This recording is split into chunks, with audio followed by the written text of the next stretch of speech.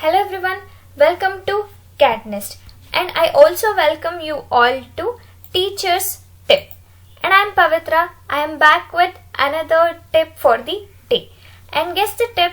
The tip is all about the structure of your PowerPoint presentation.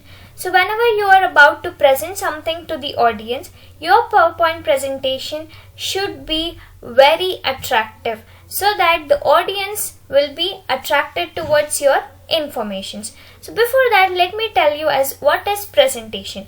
So presentation is a mode wherein you use to deliver your ideas to the relevant audience with the help of certain graphs, images or visual aids. Be creative always whenever you are into PowerPoint presentations.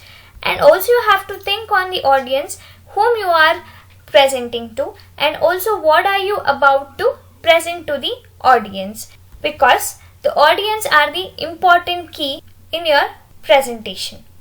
Think on your presentations and do a lot of research on the presentation that you have to do. You should have all the question and answers and all the information that is much enough to present your information to the outsiders.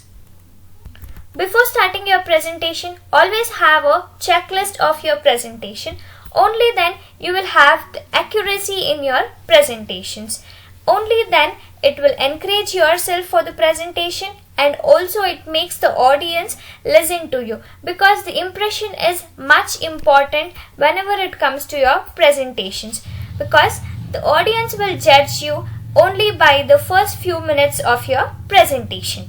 So think well about the audience and explain the accurate information. Do not move out of your topics, and always you have to think about the audience and try to convince them.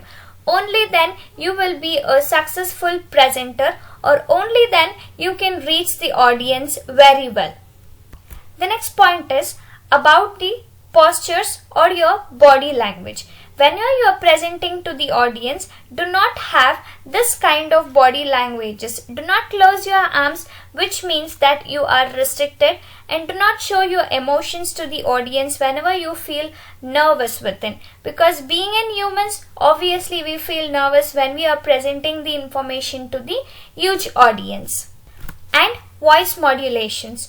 It is very much important. Whenever you are explaining something to the audience, your voice modulation is important, because if your voice modulation is not okay, the audience may feel it bored and may not listen to you. That is why have a good voice modulation. Since whenever you start up the presentation, you have to start it in a high pitch, and also it is important to end your presentation in the high pitch itself.